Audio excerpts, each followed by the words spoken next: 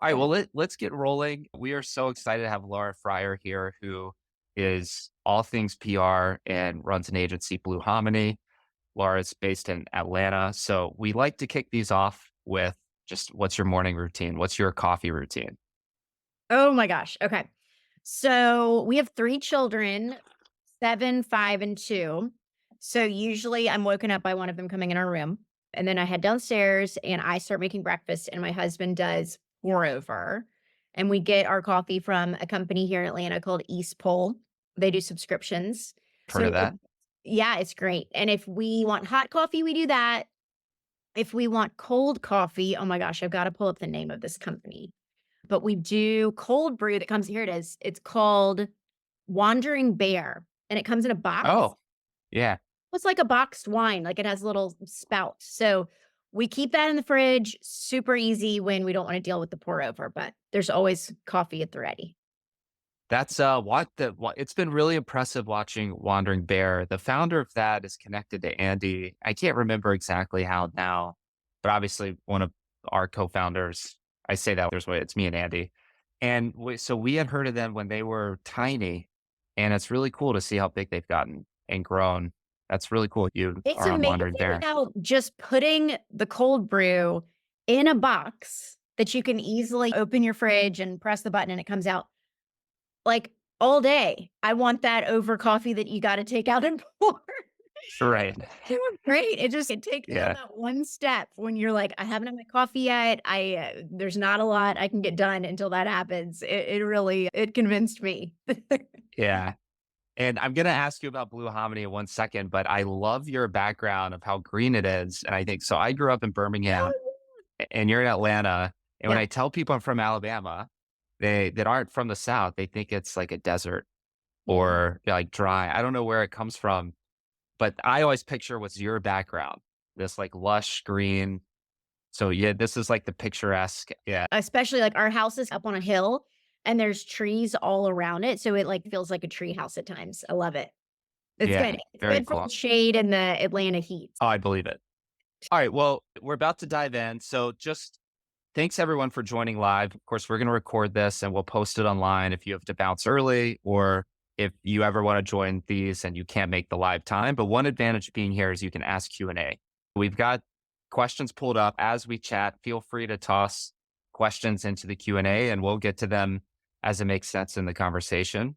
But Laura, I'd love to just start with the quick setup here is Laura helped Andy with his business, South Fork, and got him a lot of great PR, which is how Andy and Laura initially connected. So I'd love to hear a bit about your background, introduce what you do, and then how you initially met Andy. Yeah, that would be great.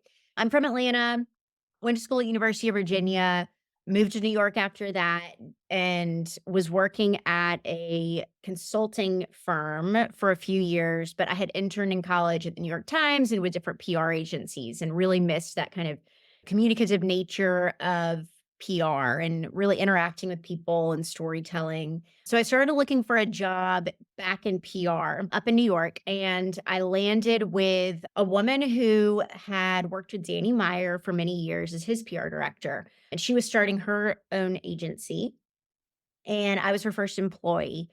So we represented restaurants, wineries, hotels, a lot of different businesses in the hospitality industry, both in New York and around the country. And it was just an incredible experience, kind of being in New York where there's so much happening in the restaurant world, and getting to interact with so many people who write about food, who live in the city. So I absolutely loved that experience. My husband and I decided to move home to Atlanta in 2014. And I really wanted to carry over that experience of working with chefs and restaurant owners. So was looking around at different agencies in Atlanta and really couldn't find one that was specifically focused on food and drink the way that I wanted to be. So decided to start Blue Hominy. We still have food and drink as the main focus of our business. Every client that we work with has some element of food or drink, most of which are restaurants. We mostly focus on media relations. We're a small firm. We have 5 people total. We are small by design. I love getting to be really hands-on and interacting with clients and my coworkers and working with journalists to get the stories told for the businesses that we represent. So we're in our 10th year now. I can't believe it, but we mainly spend our days in conversation, both with our clients and with people who are in the media covering the food world, thinking about different topics that they're covering currently or more evergreen stories that we can be pitching to get our clients in the news and part of the mix to drive buzz to them and their businesses. So some of our clients are based here in Atlanta, but we also work with restaurants and other businesses all around the country. And we're so fortunate to get to work with such a great group of clients. So that's a little bit about Cool. us. Cool. And then do you remember how you initially got in touch with Andy and Oh my helped God. him with South Fork? Andy might have to chime in here because I don't remember exactly who introduced us, but I know Andy was moving from New York and we were connected. He was moving to Atlanta and he was starting up South Fork and he contacted us. We ended up handling the opening PR for South Fork. Incredible experience getting to work with Andy on that because he was really starting something that Atlanta did not have. He was doing food delivery at a time where we didn't have Uber Eats or DoorDash or any of the sort of food delivery models that you see now. Though Andy and I had both come from New York, where seamless web was such a huge thing at the time. So people in Atlanta were really excited about it. And Andy did some great interviews and we really enjoyed working with him on PR. So fast forward to now, I guess about 6, 7 years later, just has been so cool to watch Andy's business grow and see what y'all are doing at Bottle and putting that into practice with kind of the new model of food delivery that's happening today. Yeah, that's really cool. So he just texted and said that your husband and him have a bunch of mutual friends. So I'm sure someone put you in touch. That's right. The seamless world for sure is probably a part of it. So before we die, I'd love to hear even how you helped him at South Fork but starting, what is PR? I feel like this word gets thrown around a lot, but what exactly does Yeah. PR mean and It's what a is great it? question. A lot of public relations is so behind the scenes, and different agencies who focus on PR are going to have different areas of expertise and are going to offer different services. So it's a great question. Public relations, I would say, is any number of methods you can use to get your business's name out to the public and create buzz for what you're doing. So the most traditional form of PR is media relations, and that is probably 90% of what we do. And that involves communicating key messages and story ideas about your company to the press. This is for editorial coverage. So they decide if it's a good fit for what they're covering, writing about, talking about on the radio, talking about on TV. But you want to be the connector and the storyteller and offer all the tools that you can to make it easy for them if it's a story they're interested in and to make a case for why their audience might be interested in it. So coverage can be through articles in magazines, newspapers, segments on TV or radio, various awards that might be happening in your industry. That's all earned media, different from advertising, where you're actually paying the media to say something about you. So, public relations, all of the coverage is at the editor's discretion. And oftentimes that means people may or may not be paying more attention to it because they know that it's something that kind of an editor is vouching for rather than the company paying for it to be said. And why would this be important as a business owner? Like, where do you view it in terms of Mhm. needs from a bit? Like, what need is it solving for the business? Yeah. So it's one channel amongst the category of marketing. So public relations is one element of marketing and it can work hand in hand with different sorts of tactics that you're using on the marketing side to draw attention to your business. In an ideal world with PR, if it's successful, you're raising brand awareness, driving buzz and ultimately sales, building allegiance to your brand and communicating your mission, your products, your services to more people so that they know what you're doing and you're staying fresh in their eyes and they're thinking about you when they're looking to utilize a product or service that is something that you offer. Apart from just having a great PR firm or person, what are things that brands or companies do or can do that helps like being successful at PR easier? Or like another way of asking that is, what do brands that get good PR typically have in common? So I would say that the main thing is paying attention to what's being talked about in the media. And sometimes those stories are around a specific trend. For example, in the spring, a lot of people write stories about cooking with ramps because that's a very kind of timely ingredient that is growing at a certain time of year.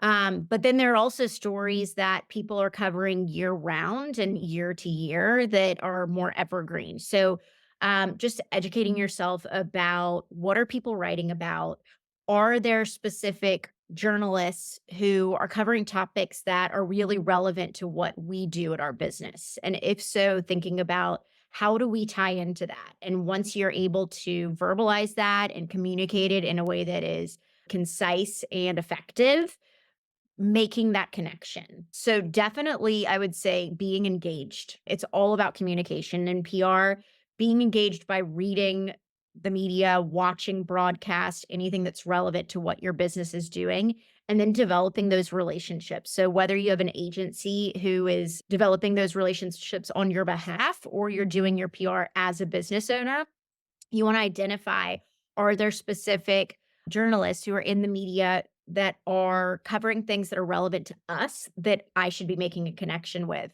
Sometimes that connection is just virtual. It could be sending someone an email because you read a story. For example, maybe you're opening a brewery in Greenville, South Carolina, and that the Wall Street Journal covered top 10 breweries that have opened this year in small towns throughout the country.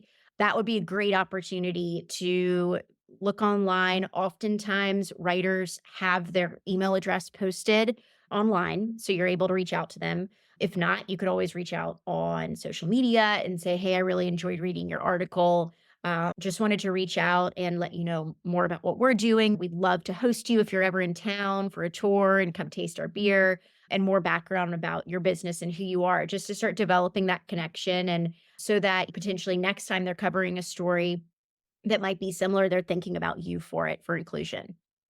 Cool. And yeah, I think there's a ton of like cool tactics and stuff we can talk about in a second that you probably know that can help a bunch of people.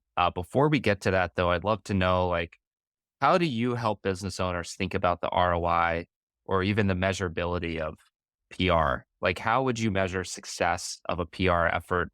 And what sort of outcomes could you expect from engaging in reaching out to journalists or getting mentioned in local publications, et cetera? So I think it's important to think about everyone gets their ideas about what products to use, what services to engage with from different sources. Some people might be looking at social media exclusively when thinking about restaurants where they're interested in going out on a Friday night.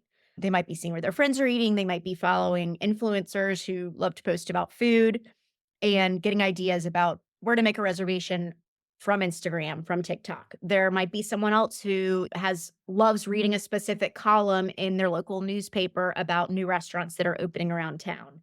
There might be someone who gets Bon Appetit in the mail, and that's where they're keeping a finger on the pulse of where they want to be eating. So everyone has their own source of information. And I think it's important with PR to not think about, hey, I want an article in this one media outlet, and instead to think about you want consistent coverage over time so that people feel like they keep seeing your name come up in a variety of outlets. I would say that is a successful PR campaign is to think about variety in terms of size of the outlet. It's really beneficial to be in a local neighborhood email newsletter. If you have a business that Mm. is as in a specific neighborhood, that's really reaching people who are right around you and could be part of your core audience. So that's important just as much as it's important to shoot for a national magazine that is also going to be a great accolade for your business. Variety of coverage, thinking about geographically variety, also variety in terms of size, and then variety in terms of timeline. So you don't want to just have one big pop. You want it to be over time because ideally you're building yourself up for longevity as a business. And then the way that you can measure PR, if you really wanted to get a great measurement, you would ask every single person who used your business where they found out about you.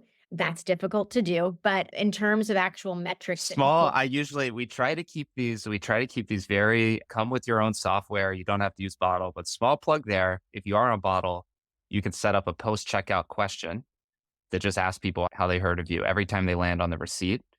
If you guys are on bottle and what helps setting that up, just email in. We'll get you going. That's a great point, and that's one of my favorite like questions you can ask to try to figure out how people found you. But sorry, don't keep going. No, it's This is so great. So such a great question, and it's yeah, such valuable information that you can use, and we've had clients many times before over the last decade who have said that placement or that mention, that feature. We were in Oprah back when Oprah had O magazine, and it was a huge pop in our business. And it really was something that kind of entered us into the next chapter with so many people finding out about who we were. That's, of course, a success story, but a metric that people use in PR to quantify is typically viewership, readership.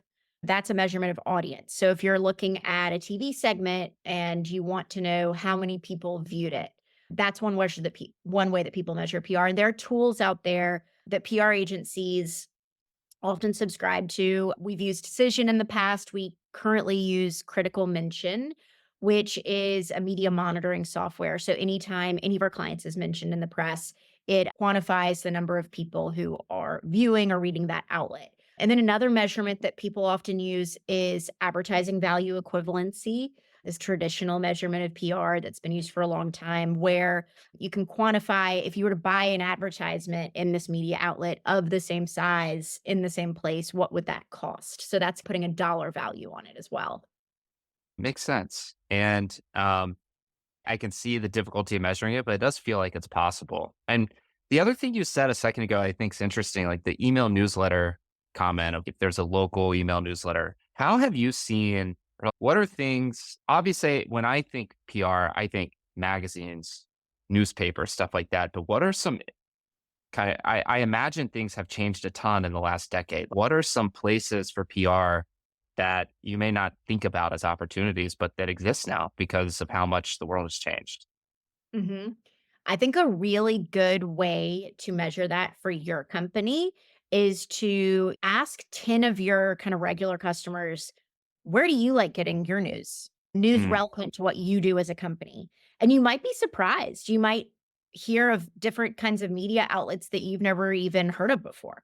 Because as we were talking about earlier, everyone kind of has their own sources that they go to. And also there are new ones popping up every day. That's why, which I'm sure we'll talk about later, but we have media lists. So we build lists of people who are covering specific topics, and those are very much evolving day by day because there are new media outlets being born. There are people who are moving from one to the other. So I would definitely suggest asking your kind of target audience, where are you getting information? And then I would say, of course, traditional media, we think of exactly what you're saying, like magazines, your local TV news, radio, newspapers. But these days, I also think about social media as its own category of media where people are going to get information. So that's something that is very interesting in the PR world because it's still only a decade old. That's where people are going to get their information about where to go, what products to use. We are not only pitching stories to people who are in that traditional category of media, but we're also thinking about who is covering certain topics on social media where people are going to get their information. And we are pitching them stories the same way that we would pitch someone at a newspaper. yeah, I imagine the number of options for where people can talk about you has exploded.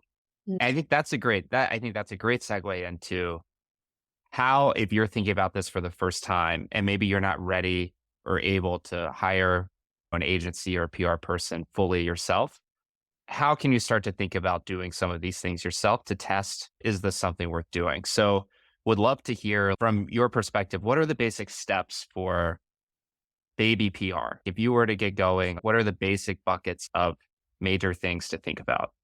Sure. So if you were going to do PR for your own brand, the first step that we do as an agency, which I think is a great exercise for anyone who's interested in PR, whether they're doing it in-house or they're hiring out for public relations services, I think a great first step is to create a backgrounder. This is something that we do whenever we onboard a new client. And that's where you're getting the story about what you do as a business on paper. It really forces you to think about if it's an elevator pitch, it's if I had to talk about what makes us interesting, what makes us different, what we're offering that is unique and effective and worth talking about, what would I say?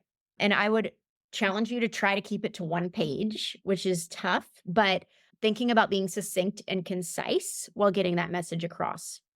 And that's part of a broader PR toolkit that I would suggest putting together. So that would include a backgrounder. If you have anyone in your company, it might be you, it might be others who might be press facing. So people who might be answering questions from the media, whether in the form of interviews or providing quotes for articles or going on broadcast and doing the live TV segment. Also, I would suggest putting pen to paper about bios for each of those people. And then imagery, graphics, of course, is also very important to PR. So I would also create a folder of any sorts of imagery you have that also tell your story because they go along with that written element. Then you have your backgrounder, which talks, about what you do in a very clear and concise way. You have your visual element with a folder of imagery and then bios for anyone who would be talking to the press. And that's a great place to start. And so from there, the two main ways that people get the information that they're looking to communicate to journalists out there are individualized pitches and then press releases, which are typically more of something that you're distributing to a large group of people. So you can use either one of these, but typically a pitch would be to someone who maybe you follow what they cover. I used that example earlier of someone who might reach out to that journalist at the Wall Street Journal who wrote the article about breweries opening in small towns across the country. That would be an example where you might put together a pitch that would say in email form what your story is, why you think it might be interesting to their readership, how it aligns with coverage that they may have done in the past. And then a press release is something that you would typically use more so for an announcement that you have, whether it's maybe your company's launching for the first time. If you're a restaurant and you're going to be offering a brunch menu and you never have before, that might be an example of a time you'd use a press release. If you have a really big event coming up, so press releases have been around for a long time in PR and I still have found them to be very effective in getting everything down on paper so that it's really easy for someone who might be interested in that topic to get what they need from it. And in whether you do a pitch or a press release, linking to those photos so that everything that they need is right there. There are also lots of examples of press releases online that you can look at as a frame of reference to see how people format it, what kind of information that they typically include. But really, what you're doing if you're doing PR for your own brand is just making those connections and then also the written storytelling element. So if you have those Mhm. two different processes going, that's the bread and butter of PR. And I'm sure we'll talk more about why you might hire someone to do that for you versus doing it yourself. Yeah. Yeah. On that, it's all things an expert's going to do it better than you. And at some point, you'll outgrow it. That's true, has been true in our business so many times. But before we get to that, too, would love to. I once heard, and I'm trying to remember who told me this, but years ago, talking about like one of the best ways you could build relationship with journalists or whatever was get on Twitter, follow them, and actually reply to their tweets. And then after a few months, you could email them and they'll actually recognize your name because journalists like love Twitter, love talking about themselves and what they're writing about. I don't know if that's still true. This was probably 5, 6 years ago, but I thought that was really interesting. So, what are ways that you can build relationships with journalists, with media people that could actually get your story out there? Because a cold email by itself is probably really hard without some sort of relationship behind the scenes. Yeah, I definitely think that what you're mentioning, whether it's Twitter or any other social media platform, if someone is posting information or stories and articles that you find interesting and that you think might be interesting to others, I think that reposting them, commenting is a great way to develop an initial relationship and to show that you're reading and you're interested and you care about the coverage topics. So I think that's a great first step. And then, of course, it is something that happens over time in terms of developing relationships. But if you have a great story, you have a great story. And I think that even if it is a cold email, if it's something that's really interesting and unique and is something that could be a good fit for that specific journalist. You might not have an existing relationship with them and they still might find what you're saying really interesting. Yeah. I will mention some journalists receive like more than 100 pitches every single day. So it's really important to think about what you're saying, putting it into a format that is really gets your point across quickly and makes it easy for them. So having everything up front that they would maybe ask for as a next step. That's why I mentioned photos because you might have a great story, but the next step might be, hey, do you have any photos? If I were to cover this, of course, most articles have a photo at the top. Do you have any photos I can use? And also, even if they're not putting those photos in the article, they are part of your story and they help show visually who you are. I think that if you can really work on getting the communication down about what you do, that's to me the most important way to develop that initial relationship. And I think a lot of journalists do get blanketed with emails from people who aren't paying attention to specifically what they cover.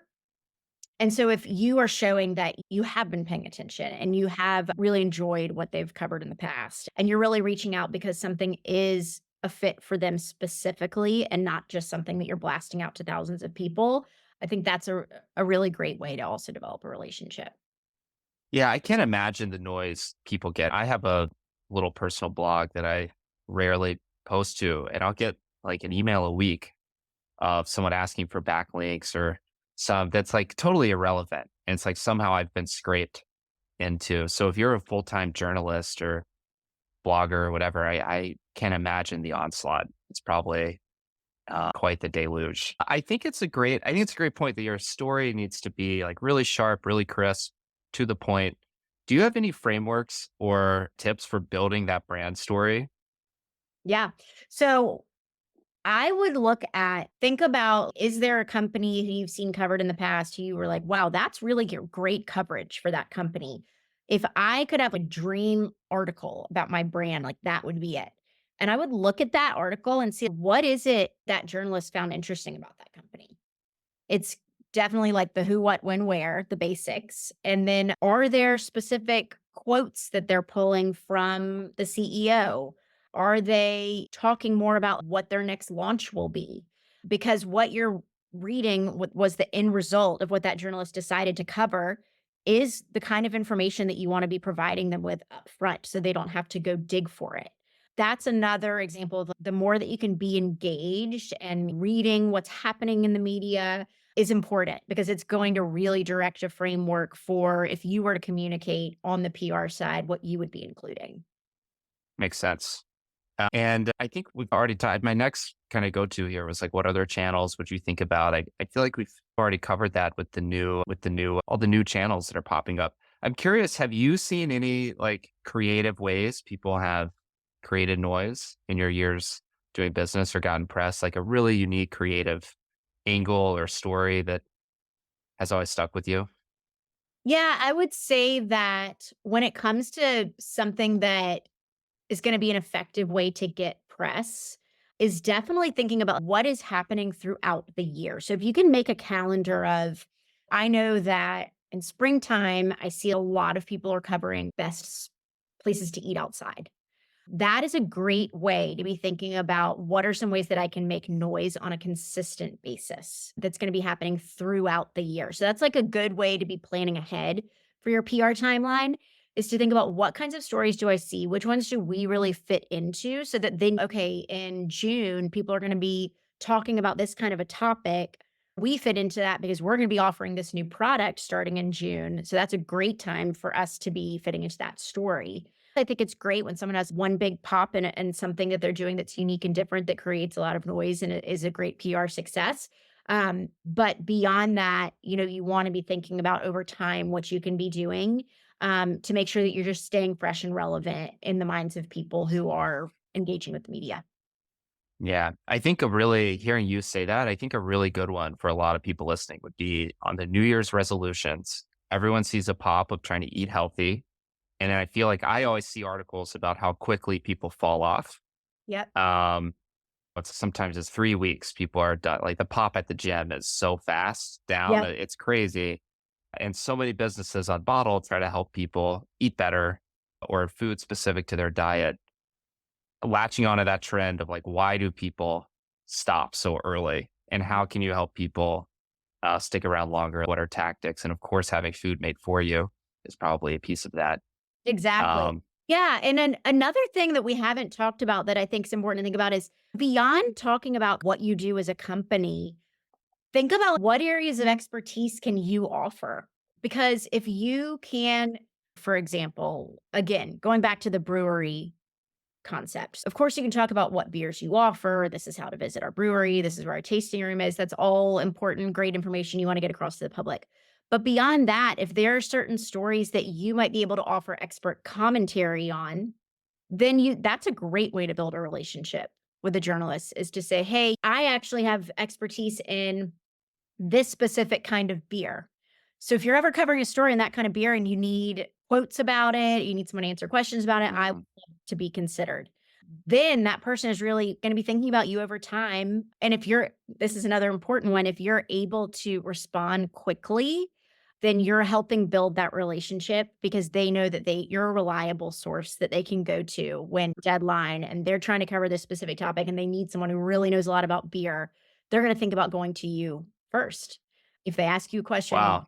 back for a week, it becomes that relationship is probably going to go sideways because they're going to feel like they can't trust that you're going to get back to them in time. And a lot of these stories have really quick turnaround times. Now that so much is online, someone might reach out to us and say, "Hey, I'm working on a story about XYZ. Do you have any clients that would be a good fit? I need a response by 5 p.m. today."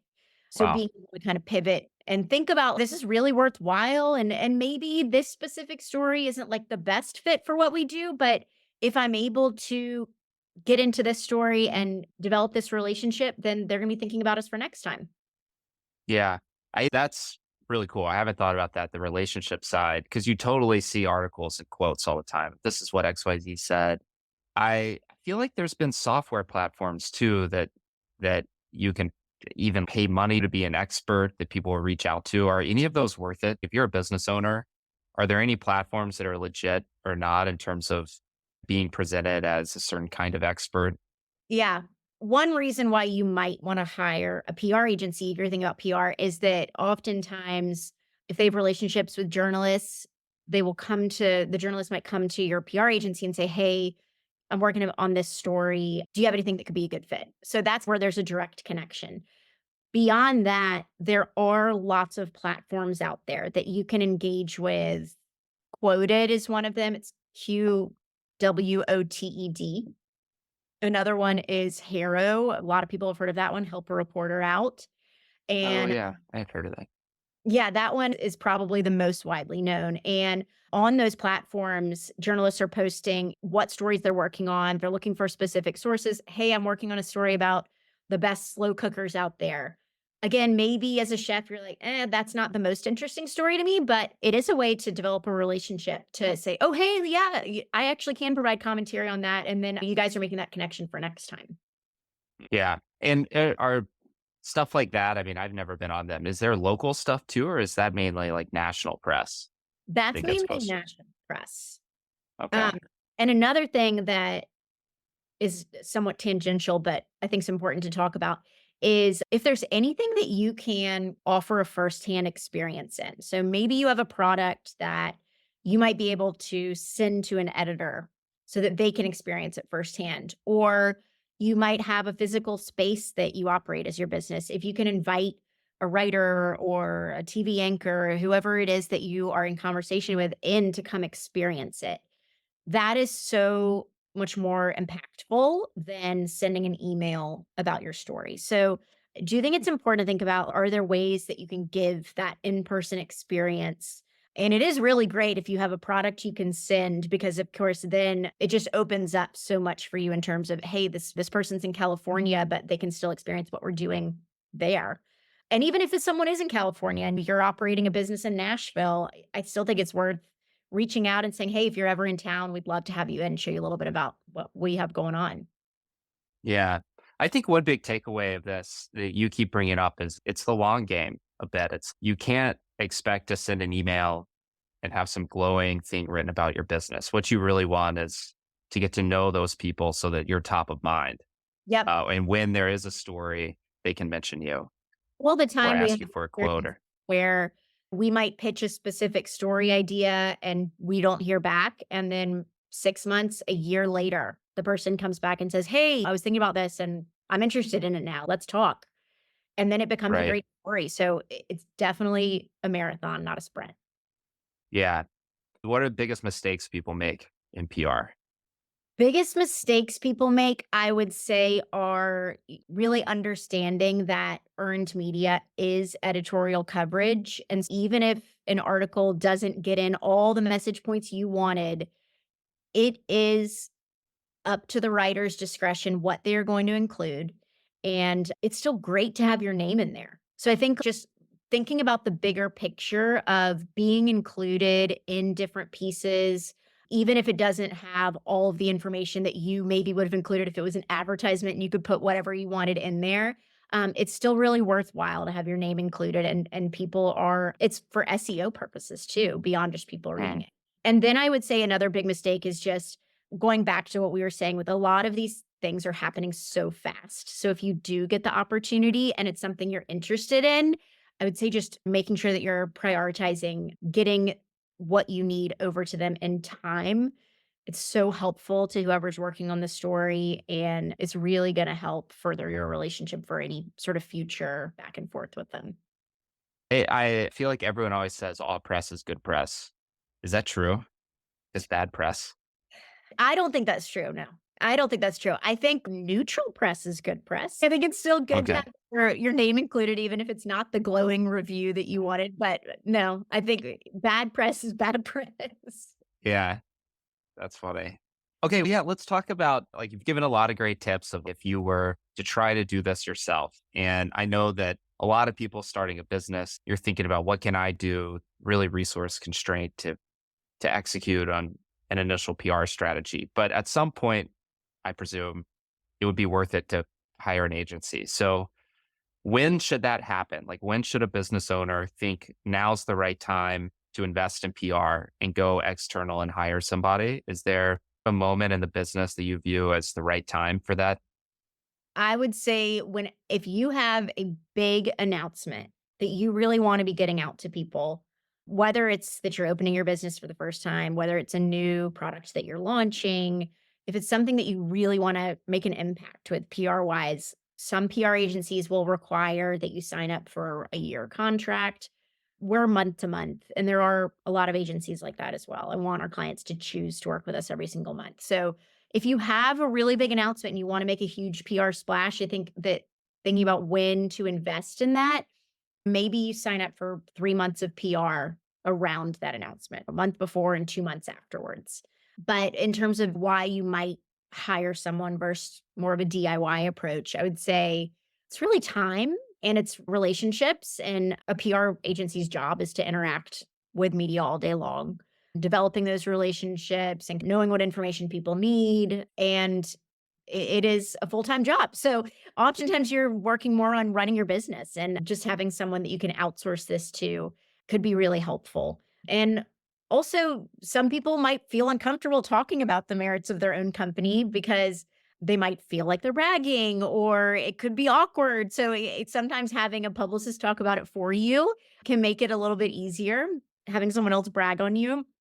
And then I would say that just because of the relationships and the connections that a PR agency has, a lot of times they'll find out what people are working on in advance. So that's what I was mentioning about every day. People will reach out and say, "Hey, I'm working on this story." And we're able to know in advance exactly what that topic is without having to retroactively say, "Hey, I saw you covered this. Our client could be a good fit for it." It enables you to get in during the time when journalists are working on that story. And then I would just say our publicist's job is to read articles all day long. So having your finger on the pulse about what people are covering and doing that research can be really helpful. But all that being said, if you're at a point where you're feeling like it's something that you want to do on your own, you 100% can. There are so many places you can go online to find examples of pitches and press releases and find ways to reach out if there's someone who's covering something that interests you. So I would say that's a great channel too, and I hope that some of these tips have been helpful about how you can do it yourself as well.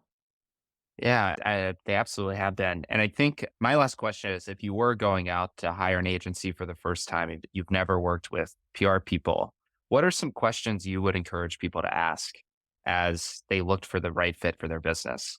I think a really good question is, what's your process? Like I mentioned at the beginning of the call, I think public relations can feel very behind the scenes because Hmm. it's not something that you really see. It's more conversations that are happening and finding out more about what is the onboarding process. If you hire a PR agency, what are those first steps that they're taking?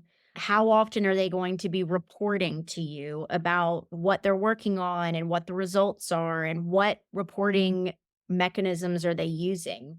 We use Critical Mention for media monitoring, and that's a software platform that sends all of those stats I was mentioning earlier to our clients anytime they're mentioned. If a story runs that day, it says XYZ is in the New York Times.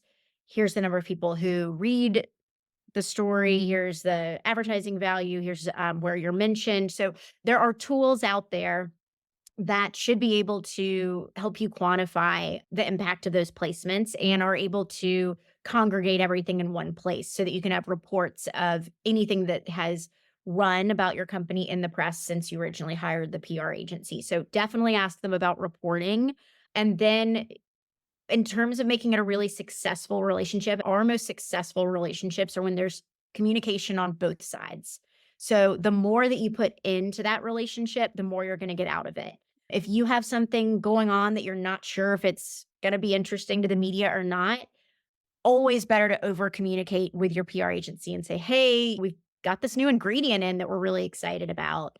Is this something that you think people might be interested in?" And it's a way for you to brainstorm together what might be pressworthy and what might not. But those clients who are coming to us with their kind of day to day, as well as us coming to them with ideas, is definitely the most fruitful and impactful relationships.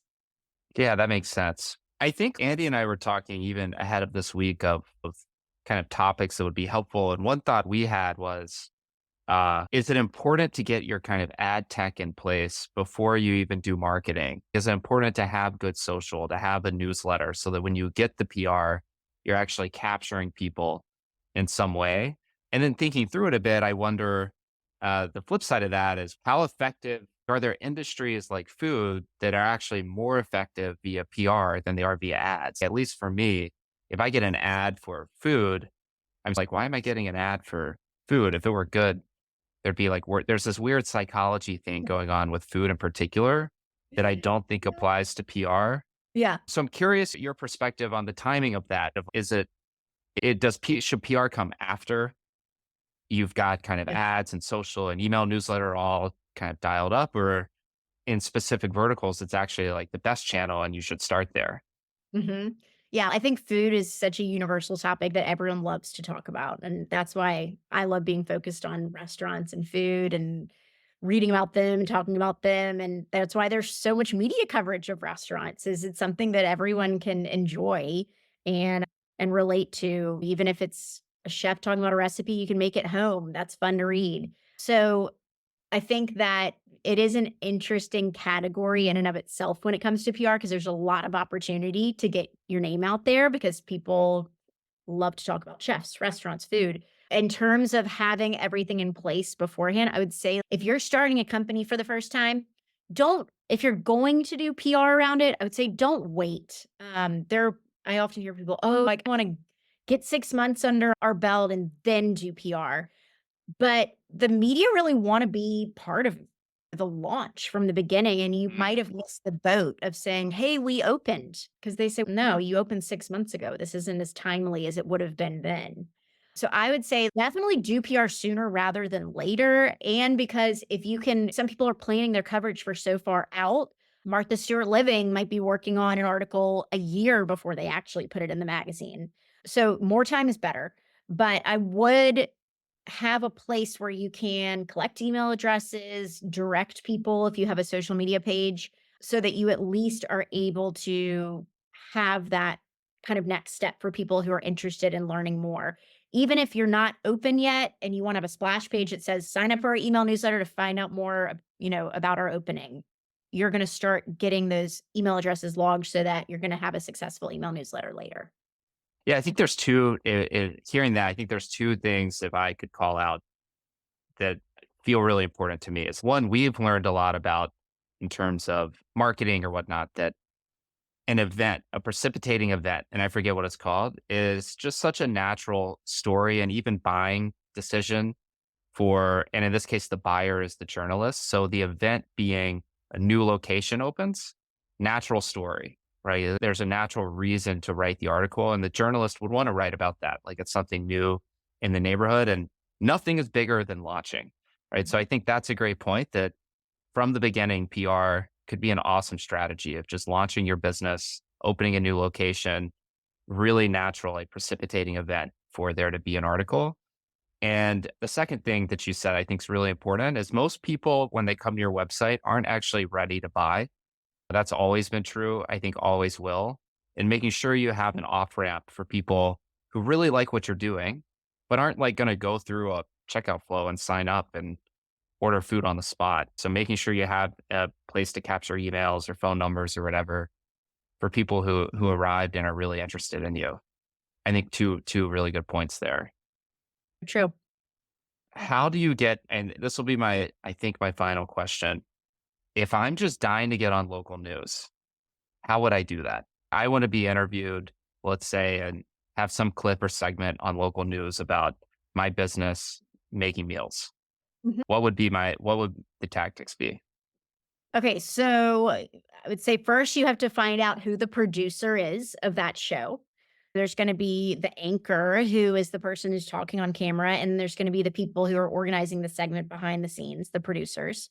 And you want to send them a pitch. And I would say if it's something that you want specific coverage around, whether it's a launch or an opening, you want to make that kind of the headline of your pitch is I wanted to reach out with to you because we're going to be opening in 2 weeks. It's a really exciting time. I'd love to invite your crew to come see what we're doing and give them a kind of behind the scenes first look at what that's going to be. But beyond that sort of email pitch, which may or may not be successful, and if it's not, don't get discouraged. I would say reach out back out again in a few months with a new idea. But beyond that, a lot of local TV stations are planning their coverage day of based on what's happening out in the community, because they want to make sure that what they're covering is very timely. And oftentimes they might have plans to send their TV crew to one place. And then it turns out that something's happening across town and they have to pivot and go that direction instead. That is an example of a time when I would suggest calling the station. We do this all the time the morning of, if you have something exciting happening that day, because you'll have a planner at the TV station who is going to be deciding where the crew goes based on what's happening that day. And you want to make sure that you're on their radar for potential coverage and making sure that they have your phone number. They can call you. You can let them in if they want to come visit and give them the tools that they need to be successful. So I would definitely say call the station. You can find the phone numbers of any local TV news station online beyond also that email outreach on the day of. It's just another great way to make sure that you're top of mind for their planning coverage that day.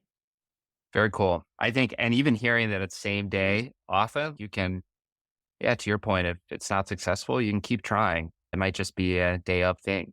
Cool. Any parting words of wisdom or things we haven't covered that you think you'd love to touch on before we wrap up?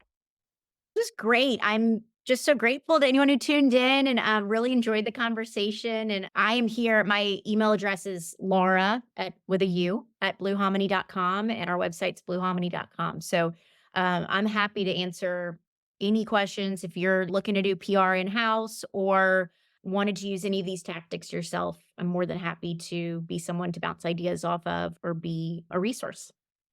Awesome. But yeah, thank you so much for joining. And thanks to everyone for tuning in. This was recorded. We will post it online. We'll include Laura's details, both linked to her website and how to get in touch when we post that and in our follow up email. If you want to go ahead and get in touch and you didn't catch your email, email us. We'll put you in touch directly. But yeah, learned a lot here. And thank you so much for your time. And this was really awesome. So hope Thank you you. have a great rest of the day. Hope everyone has a great day. Absolutely. All right. See ya.